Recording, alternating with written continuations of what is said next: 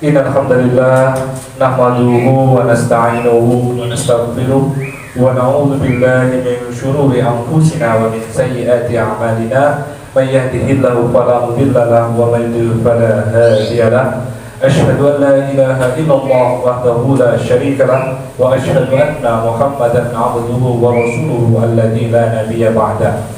Qala Allah Ta'ala fil Qur'anil Karim ya ayyuhalladzina amanu taqullaha haqqa tuqatih wa la tamutunna illa wa antum muslimun. Wa qala ta'ala aidan ya ayyuhan nasu taqu rabbakum alladzi khalaqakum min nafsin wahidah wa khalaqa minha zawjaha wa batha minhuma rijalan katsiran wa nisaa'a wa taqullaha alladzi tasaaluna bihi wal arham innallaha kana 'alaykum raqiba. Ya ayyuhalladzina amanu taqullaha wa qulu qawlan sadida yuslih lakum a'malakum wa yaghfir lakum dhunubakum wa may yuti'illaha wa rasulahu faqad faza fawzan 'azima. Amma ba'du, hadirin jamaah Jumat rahimani wa rahimakumullah. Puji syukur marilah kita panjatkan kehadiran Allah Azza wa Jalla. Pada hari ini kita bisa kembali bermajelis dan bermuajahah dalam kondisi sehat walafiat serta salawat dan salam. Marilah kita haturkan kepada junjungan kita Nabi Muhammad sallallahu alaihi wasallam. Semoga kita yang mengikuti majelis ini termasuk kepada umatnya yang mendapatkan syafaatul uzma fi yaumil akhir. Jamaah Jumat rahimani wa rahimakumullah, kita hidup di wilayah atau di daerah yang berada, kalau orang geografi menyebutnya sebagai cincin api Pasifik, yang otomatis kita tinggal di Indonesia ini akan terpapar, akan mengalami dengan berbagai macam musibah. Mau tidak mau, suka tidak suka, sekalipun negeri kita disebut sebagai negeri yang gemah ripah loh Jinawi, Toto Tentrem Kertoraharjo, pada saatnya wilayah yang kita hidup ini, kita tinggali ini, kita injak ini akan mengalami setidaknya dua musibah, baik itu musibah gempa bumi yang berada di daratan ataupun tsunami yang berasal dari lautan.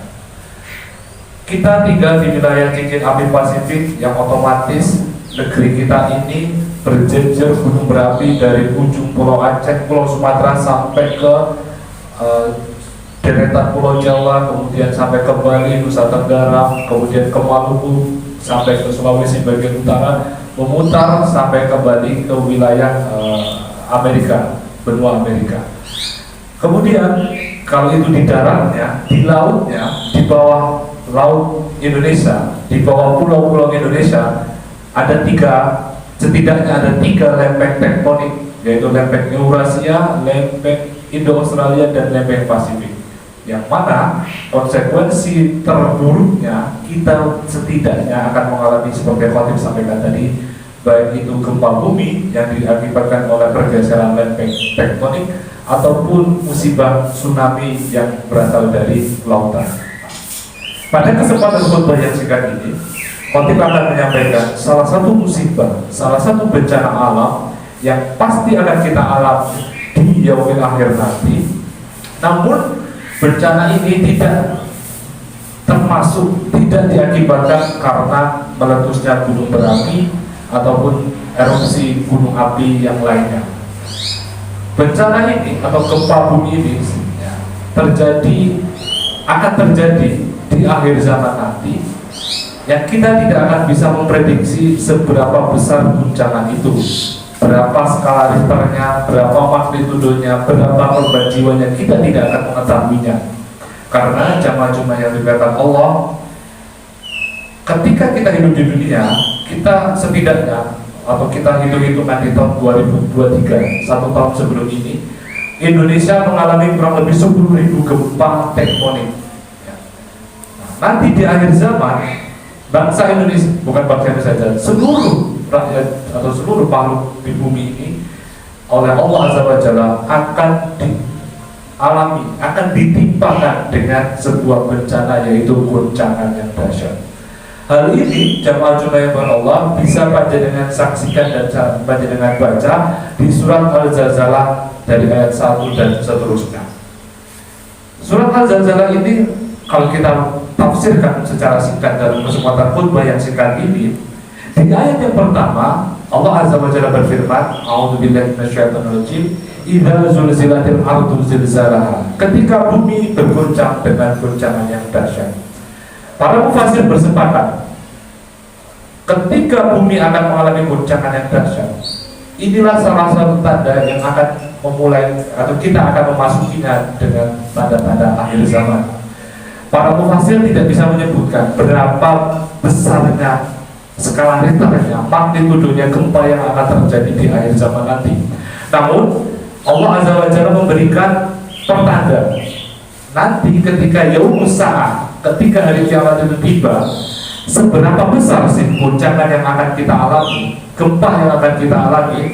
Setidaknya kita bisa membaca di surat Al-Hajj ayat 1 hingga 2. Allah Azza wa Jalla berfirman, ya ayyuhan nasu taqu rabbakum inna zalzalata syai'un 'adzim.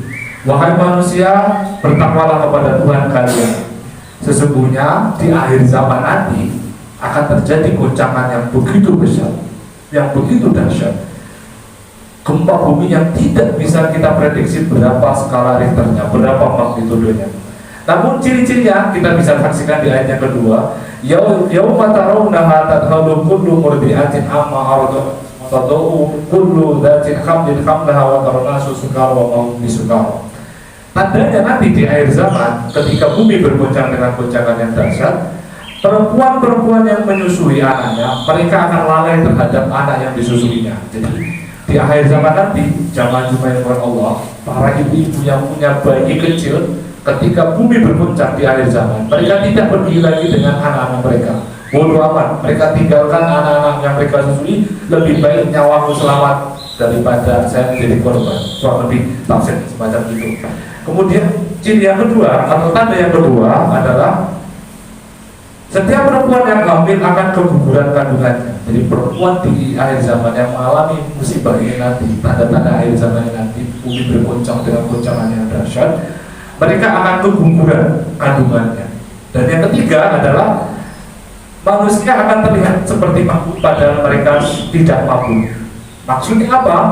Ketika di akhir zaman nanti bumi bergoncang, orang-orang ini tidak akan mampu, atau kita tidak akan mampu berdiri secara sempurna. Kita akan sempoyongan seolah-olah seperti orang yang sedang dalam keadaan mampu, padahal mereka tidak mampu.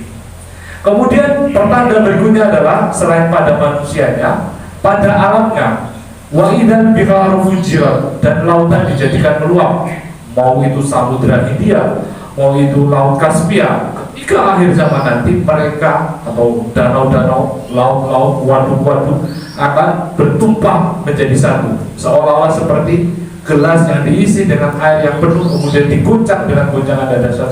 Itulah yang akan terjadi ketika lautan ditubuhkan atau ketika lautan bergoncang dengan goncangan yang dahsyat, tumpahnya kemana-mana. Kemudian selain lautan adalah gunungnya, wasuyiratil jibalu faqat saroba. Gunung yang kita tahu sebagai pasak bumi, paku bumi, ya, mau itu gunung Merapi, mau itu gunung Gamalama, mau itu gunung Semeru, gunung Slamet dan sebagainya. Di akhir zaman nanti, ketika bumi bergoncang dengan goncangan yang dahsyat, gunung-gunung tadi seolah-olah akan menjadi fata morgana. Gunung-gunung yang besar tadi, kalau di dalam surat dalam salah satu surat disebutkan akan seperti debu yang berterbangan. Jadi gunung api yang kuat sekali, yang kokoh sekali oleh Allah Azza wa Jalla, seolah-olah seperti tumpukan debu yang kemudian dipukul dengan telapak tangan dan berhamburan. Itulah kondisi gunung berapi di akhir zaman. Kemudian di ayat yang kedua, wa akhrajatil ardu asqalaha, dan kemudian bumi mengeluarkan seluruh isi perutnya. Jamaah jumlah yang berkat Allah, apa saja sih yang akan dikeluarkan oleh bumi di akhir zaman nanti? Yang pertama adalah emas dan perak yang tingginya seperti tiang listrik. Di sini disebutkan dalam hadis yang sahih, ketika bumi itu bergoncang dengan goncangan yang dahsyat, emas dan perak yang tingginya seperti tiang listrik, tinggi-tinggi dan besar-besar itu, kemudian datanglah 3 orang. Aflada kami dia amtal ustuwani nadhabi wal fiddah fayaji'ul qatilu, datanglah seorang pembunuh. Fayaqulu fi hadaqatalku, gara-gara ini emas dan perak ini aku melakukan pembunuhan. Kemudian datang orang kedua, wayaji'ul qatilu fayaqulu fi hadaqatul rahimi. Orang kedua ini adalah orang yang memutus tali silaturahim. Gara-gara emas dan perak ini aku memutus tali persaudaraan dengan saudara-saudaraku. Maksudnya apa jemaah? Gara-gara aku rebutan warisan, aku tidak baku sapa, aku tidak baku tegur dengan saudaraku sendiri gara-gara rebutan warisan. Orang yang ketiga datang, wajiru sariku, datang orang yang ketiga yaitu pencuri yang suka ngambilin barang orang. Fayaqulu fi hadza quti'at siyadi, gara-gara benda ini, gara-gara emas dan perak ini tanganku dipotong. Tsumma yad'unahu fala yaqudu, dan kemudian 3 orang tadi, pemutus tali silaturahim, pencuri, pembunuh, ketiga-tiganya tidak ada yang mengambil sepeser pun dari emas dan perak yang keluar dari dalam perut bumi di akhir zaman nanti. Kemudian jamaah jemaah Allah, selain emas dan perak yang akan keluar dari dalam perut bumi di akhir zaman nanti adalah, mohon maaf, saudara-saudara kita yang mungkin diterkam hewan buas, saudara-saudara kita yang tenggelam di dasar laut, yang tidak bisa ketemu jasadnya, atau saudara-saudara kita yang hilang entah kemana di akhir zaman nanti. Selain emas dan perak yang keluar dari dalam perut bumi setinggi tiang-tiang listrik, yang akan keluar dari dalam perut bumi juga adalah saudara-saudara kita yang tadi saya sebutkan hilang di tengah laut, dimakan hewan buas, terbakar dan lain sebagainya. Mereka akan dibangkitkan lagi, dikeluarkan lagi dari kuburnya masing-masing.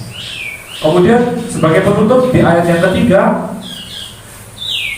waqala al-insanu ma, dan para manusia bertanya-tanya, kenapa atau apa yang terjadi dengan bumi ini. Sebagai penutup di ayat yang terakhir ini merupakan pertanyaan, kegalauan, keguncangan dari orang-orang yang masih dihidupkan oleh Allah atau dihidupkan kembali oleh Allah Azza wa Jalla di akhir zaman. Bagi orang yang meyakini, orang yang beriman, kita yang hadir di majelis Jumat ini, kita meyakini bahwasanya di akhir zaman nanti kita akan dihidupkan kembali. Kita akan berkata sesuai dengan surat Yasin ayat 52, qalu ya wailana ma ba'athana min marqadina hadza ma wa'ada rahmanu wa sadaqal mursalin. Kalau orang beriman yakin nanti di akhir zaman kita dibangkitkan kembali, kita akan dimintai pertanggungjawaban. Orang-orang yang beriman akan berkata bahwasanya inilah janji Allah yang Maha Pengasih dan benalah apa yang disampaikan oleh para rasulnya. Namun bagi orang-orang kafir, orang-orang yang tidak beriman, orang-orang yang tidak yakin dengan pembalasan Allah di akhir zaman nanti, di hari akhir nanti, mereka akan afala ya'lamu idza bu'thira ma fil qubur. Mereka bingung, mereka tidak percaya, kok bisa saya dihidupkan kembali, dibangkitkan kembali. Maka tidaklah mengetahui apabila yang di dalam kubur itu akan dikeluarkan kembali oleh Allah Azza wa Jalla atau dibangkitkan kembali oleh Allah Azza wa Jalla. Barakallahu li wa lakum bil Qur'anil azim wa nafa'ani wa iyyakum bima fihi min al-ayati wa dhikril hakim wa taqabbala minni wa minkum tilawatahu innahu huwal ghafurur rahim.